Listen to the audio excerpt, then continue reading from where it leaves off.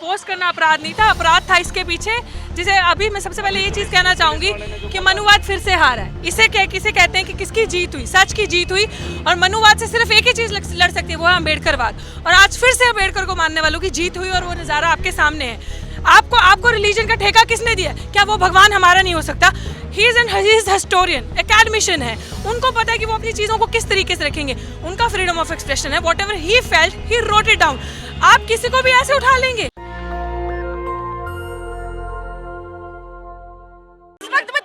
Court के सामने मौजूद है। आप देख सकते हैं यहाँ पर रतन लाल हैं, जिनके ऊपर पोस्ट के ऊपर उन्हें गिरफ्तार कर लिया गया था। आप देख सकते हैं किसी को उनसे बाइट्स नहीं लेनी दी जा रही है। मैं अंदर जाके दिखाना चाहूँगी आपको। ये बहुत सारे पुलिस वाले यहाँ पर मौजूद हैं। काफ़ी सारी जो उन्हें सुरक्षा घेरा बनाए हुए हैं, उनसे किसी से बात नहीं करनी दी जा रही है। साइड से मैं लगातार घुसने की कोशिश कर रही हूँ अंदर, लेकिन अंदर नहीं जाने दी जा रही है। आप देख सकते हैं पुलिस वाले, ये वही कार है जिसके अंदर रतन लाल बैठे हुए हैं। पोस्ट के ऊपर उन्हें गिरफ्तार कर लिया गया था। लोगों की भावनाएं को आहत करने का उन पर आरोप है। आप देख सकते हैं कितनी भारी संख्या में यहाँ पर पुलिस वाले मौजूद हैं, वकील मौजूद हैं। मेरे पीछे जो ये कार आ रही है, इसके अंदर रतन लाल मौजूद हैं, लेकिन किसी को बाइट देने की इजाज़त नहीं दी जा रही है। जो लोग बाइट के लिए जा रहे हैं वहाँ पर, किसी को भी बाइट देने की इजाज़त नहीं है। आप देख सकते हैं ये इनकी कार है जिसके अंदर रतन लाल सर जा रहे हैं। इनके ऊपर भावना भड़काने का आरोप लगा था। एक जो इन्होंने पोस्ट किया था ज्ञानवापी मस्जिद को लेकर, उसको लेकर इनके ऊपर लगातार आरोप जो लगे, उसके बाद इन्हें गिरफ्तार कर लिया गया। देख सकते हैं ये वही कार है जिसके अंदर रतन लाल सर बैठे हुए हैं और एक पोस्ट के ऊपर इनको गिरफ्तार कर लिया गया था। मैं आपको आगे किसी को कहाँ से बाइट लेने की इजाजत नहीं दी, किसी को बाइट नहीं लेने दी गई। फिलहाल जो उनकी कार है, ये देख सकते हैं कितनी भारी संख्या में पुलिस वाले मौजूद हैं। उन्हें नहीं, मैं आपको दिखाती हूँ, आगे आइए। आप देख सकते हैं पुलिस वाले जो बिल्कुल भागकर उनके पीछे जा रहे हैं। उनकी कार को किसी की बाइट लेने की इजाज़त नहीं दी जा रही है। लगातार हमने कोशिश की बात करने की, लेकिन फ़िलहाल उन्हें कार में बिठाकर यहाँ से भेज दिया गया है। जिस तरह से अभी गिरफ्तारी हुई और किसी को बाइट लेने की इजाज़त भी नहीं दी गई, तो क्या ऐसा अपराध था? एक पोस्ट करना इतना बड़ा अपराध हो गया? बिल्कुल भी नहीं। पोस्ट करना अपराध नहीं था, अपराध था इसके पीछे। जिसे अभी मैं सबसे पहले ये चीज कहना चाहूंगी कि मनुवाद फिर से हारा है। किसे कहते हैं कि किसकी जीत हुई, सच की जीत हुई। और मनुवाद से सिर्फ एक ही चीज लड़ सकती है, वो है अम्बेडकरवाद। और आज फिर से अम्बेडकर को मानने वालों की जीत हुई और वो नज़ारा आपके सामने है। इस देश में संविधान है, ये देश संविधान से चलता है और constitution is supreme and we totally believe in the supremacy of the law. और आज वही हुआ कि अगर आप किसी पे प्रोपेगेंडा करोगे, फेक वो करोगे, आपको किसने कह दिया कि एक धर्म के या एक भगवान आप ही का है? आपको रिलीजन का ठेका किसने दिया? क्या वो भगवान हमारा नहीं हो सकता? ही इज हिस्टोरियन, एकेडमिशियन है। उनको पता है कि वो अपनी चीज़ों को किस तरीके से रखेंगे। उनका फ्रीडम ऑफ एक्सप्रेशन है। What ever he felt he wrote it down. आप किसी को भी ऐसे उठा लेंगे? आप किसी के ऊपर भी कैसा मुकदमा कर लेंगे? आपने सोचा कि उनका रेपुटेशन है, उनकी फैमिली है, मतलब आपने ये देखा कि वो दलित है, दलित के मुंह में आवाज़ है, मुकदमा डालो और आधी रात को उठाओ। मुझे एक चीज़ बताओ कि इस देश में कसाब को भी वकील मिला था ना, उसकी भी सुनवाई हुई थी, तो पहले इनसे भी सुनवाई करते, इनसे पूछते कहीं भाग के जा रहे थे। चाइना पे तो रोका नहीं जा रहा। चाइना का हाल इतना खराब है कि चाइना पे आप देखो, दोबारा चाइना क्या कर रहा है? बॉर्डर बना रहा है, घुस रहा है, असम के अंदर आ रहा है, वहाँ पे नहीं रोका जा रहा। The one person who is educated professor and who teaches million of students और अक्रॉस पैन इंडिया, जैसे कह लो, लोगों को जो अम्बेडकर नाम एक चैनल चलाते हैं उसके थ्रू जागरूक करते हैं, and you are targeting that particular fellow just because कि आपकी आइडियोलॉजी सेम नहीं है। आपको ये लगता है कि ठीक है, कुछ नहीं तो एक रिलीजियस फीलिंग को इंसाइट करो और इन लोगों को टारगेट करो, ये लोग चुप हो जाएंगे, इनके मुंह बंद हो जाएंगे। ऐसा कभी नहीं होगा, ये है सच्चाई। और अभी भी जब हम लोग निकल रहे थे, हम लोगों ने सुना क्राउड में से, जैसे वो बाहर आई, पुलिस वालों के मुंह से सुना, इनको मारो, इनको मारो। And then we shouted, police वालों के देन वी शाउटेड कि हाथ लगा के देखो कैसे मारो। आपके पास कुछ नहीं है तो आप इनको मारो, आपके पास कुछ, बिकॉज आपके हाथ में कुछ नहीं है ना। देखो झूठ की उम्र कितनी छोटी होती है।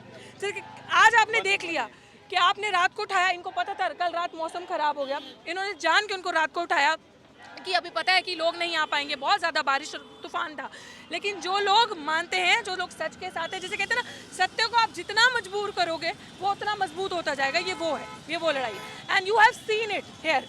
And today not only he won, पूरा समाज जीता है। जितना भी समाज, SC ST OBC मिनॉरिटीज, जो भी लोग इनसे प्यार करते हैं, जो भी समझते हैं कि जो सच्चाई के लिए लड़ते हैं, हर एक इंसान के लिए आगे खड़े होते हैं, ये हर एक उस इंसान की जीत है।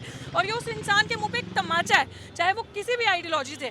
जो ये सोचता है कि दलित इंसान को धमका लिया जाएगा, डरा लिया जाएगा, एक प्रोफेसर ही तो है, सॉरी कॉलेज में, यूनिवर्सिटी में पढ़ाता है, तो डरा देंगे बाकी डर जाएंगे। No no no no no, I always say this is इनकलाब, this is revolution, this is just the beginning।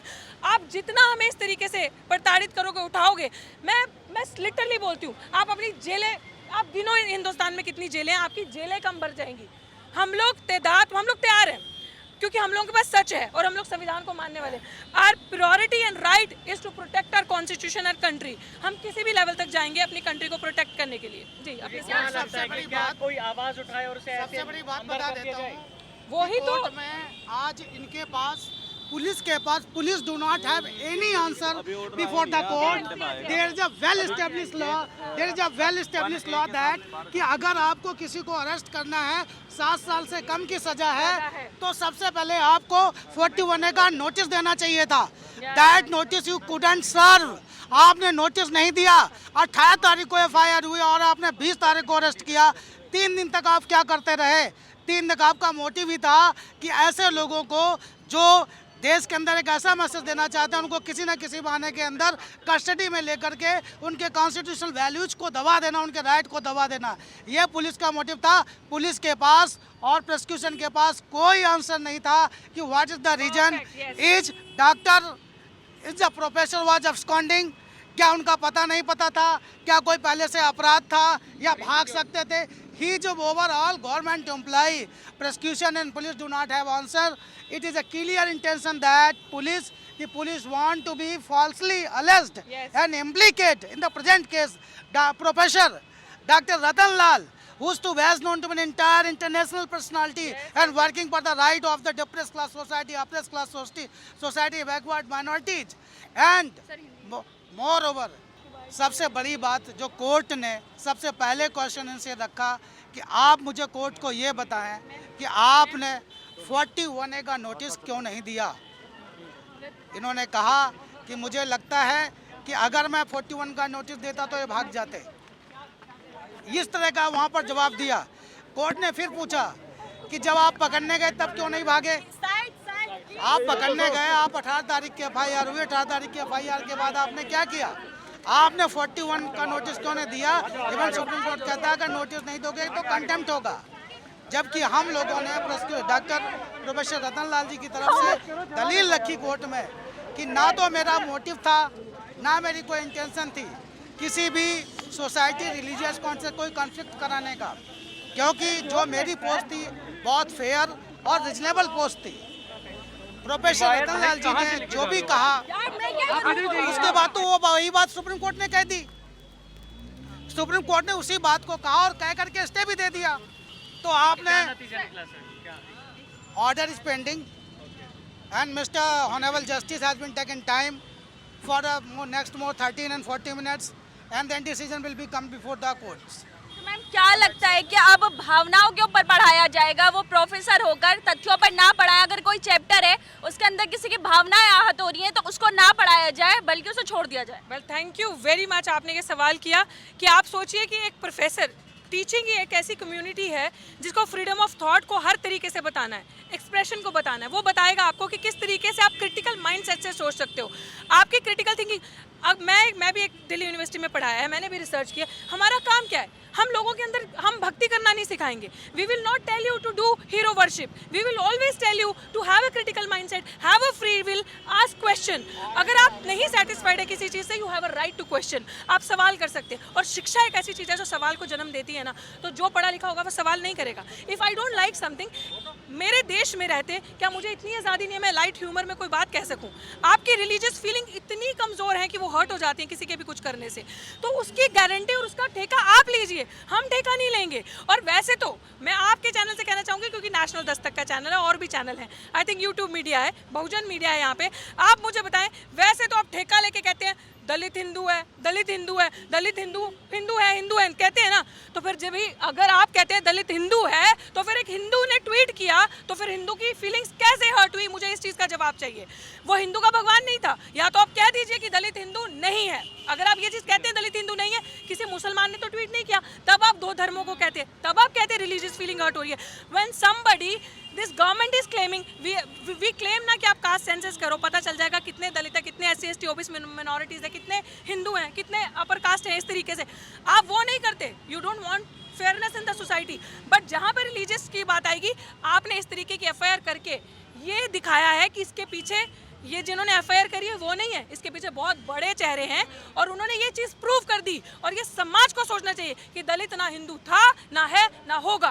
Because अगर हिंदू मानते ये लोग तो इस तरीके की FIR नहीं करते, क्योंकि कोई भी अपने धर्म के खिलाफ इस तरीके का काम नहीं करेगा। जी अच्छा, जो भी पोस्ट के ऊपर बवाल हो रहा है जिसका, तो अभी तक तो वो सिद्ध ही नहीं हुआ कि ज्ञानवापी के अंदर जो शिवलिंग है भी या नहीं है, फिर भावना कैसे हट? एग्जैक्टली यही तो चीज़ है, कहते हैं ब्लोन आउट ऑफ प्रोपोर्शन, ये वो वाली बात है।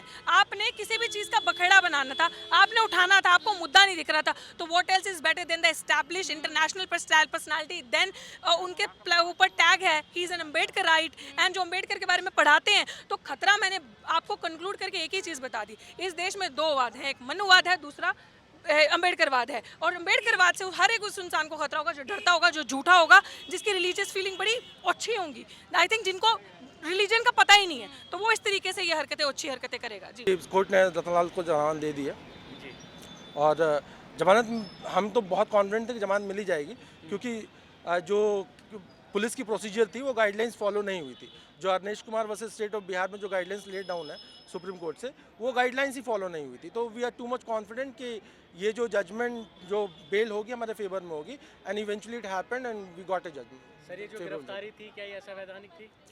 असंवैधानिक तो नहीं कह सकते, क्योंकि पुलिस ने अपनी प्रक्रिया की, हम उस पर कमेंट करने वाले कौन है। Court will on a latest stage will tell that it was unconstitutional thing और नॉट, सॉरी असंवैधानिक था या नहीं। अभी तो हम ये कोर्ट पे छोड़ देते हैं कि कोर्ट बताएगी। सर, जिस तरह से रातों रात हुई, दिन में नहीं हुई, रातों रात हुई, हाँ वो थोड़ा क्वेश्चनेबल है कि आप यूनिवर्सिटी के जो साइबर सेल का पुलिस स्टेशन है, Ratanlal sir was almost 300 metres away from that station, so वो एक नोटिस तो इशू हो ही सकती थी। और they can have gone any time, even in the day time, और मतलब सुबह भी जा सकते थे, शाम को भी जा सकते थे, लेकिन वो लोग सिलेक्टिवली ऐसा चूज़ किया कि जो इनकन्वीनियंट हो रतनलाल सर के लिए कि वो लीगल हेल्प ले सके। तो शायद it can be made out such, मतलब सब परिस्थितियों को देखते हुए हम ये सोच सकते हैं कि शायद इसमें पुलिस की मंशा रही हो मेरे क्लाइंट को हैरेस करने। कोर्ट में क्या हुआ, एक बार ये बता देंगे? क्या सवाल जवाब? कोर्ट में यही सब हुआ। कोर्ट में पुलिस ने अपना पक्ष रखा कि इससे भावनाएं भड़क सकती हैं, और पुलिस ने कहा कि अगर इनको जुडिशियल कस्टडी में नहीं लिया गया तो शायद ये ऑफेंस दोबारा करे। कोर्ट ने, हमने अपनी दलील दी कि ऑफेंस था ही नहीं खुद में, ये ऐसा कोई कॉग्निजेबल ऑफेंस नहीं था जिसके लिए उनको जुडिशियल कस्टडी में भेजा जाए। और जुडिशियल कस्टडी में भेजने का सबसे बड़ा कंडीशन ये होता है कि आप एविडेंसेस को टैम्पर करेंगे।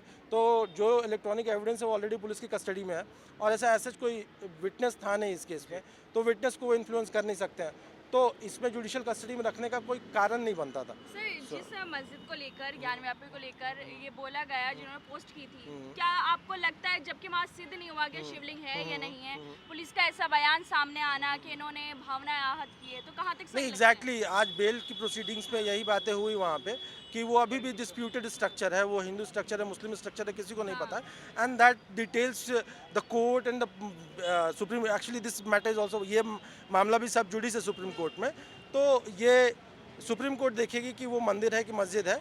हमारा अभी ये था कि हमारे क्लाइंट की फ्रीडम ऑफ स्पीच प्रोटेक्ट होनी चाहिए, उनकी बोलने की आज़ादी, उनकी अभिव्यक्ता की आज़ादी वो प्रोटेक्ट होनी चाहिए, जो कोर्ट ने प्रोटेक्ट कर दी है। अच्छा, तो कोर्ट ने क्या कहा है कि किन शर्तों पर बेल दी गई है? अभी डिटेल जजमेंट हमारे पास नहीं आई है, हमें बस अभी पता चला है कि बेल मिल गई है। जैसे ही डिटेल जजमेंट आएगी विल शेयर, हम लोग आपके साथ साझा कर देंगे, और उसमें सारी कंडीशंस, और मुझे नहीं लगता कुछ खास कंडीशंस होंगी, जो नॉर्मल प्रोविजंस है, प्रोसीडिंग्स है, वही होंगी इसमें। तो अब देख सकते हैं हमारे साथ वो लोग मौजूद थे जो प्रोफेसर रतनलाल के साथ हैं। वो लोग जो, जब मैं दिखा रही थी आपको उस टाइम पर जब रतनलाल आ रहे थे, उसमें से कुछ लोग बोल रहे थे कि इनको मारो। ये आप सोच सकते हैं, जब पुलिस का पूरा घेरा बना हुआ था, उसमें से कुछ लोग बोलते हैं कि इनको मारो। सिर्फ किस लिए, क्योंकि उन्होंने एक पोस्ट कर दिया उस मस्जिद को लेकर जिसका अभी तक सिद्ध नहीं हो पाया कि वहाँ पे शिवलिंग था भी या नहीं। तो लोगों की भावनाएं आहत हो जाती हैं और ऐसे में जब वो बाहर आते हैं, 30,000 कोट से बाहर आते हैं, तो बोला जाता है कि इनको मारो। तो आप सोच सकते हैं जो ये देश है किस तरफ जा रहा है। क्या अगर कोई लोग अपनी भावनाओं को लिखते हैं, पोस्ट करते हैं, तो क्या उनके साथ ऐसा होना चाहिए। मैं फरीन सैफी, कैमरामैन आशीष के साथ नेशनल दस्तक। नेशनल दस्तक की आपसे गुजारिश है कि अगर इसको बचाना चाहते हैं तो नेशनल दस्तक को सब्सक्राइब करने के लिए रेड कलर के सब्सक्राइब बटन को दबाएं, फिर बेल आइकन की घंटी दबाएं। नेशनल दस्तक को बचाने के लिए बहुत जरूरी है कि हर खबर को शेयर करें, लाइक करें, कमेंट जरूर करें।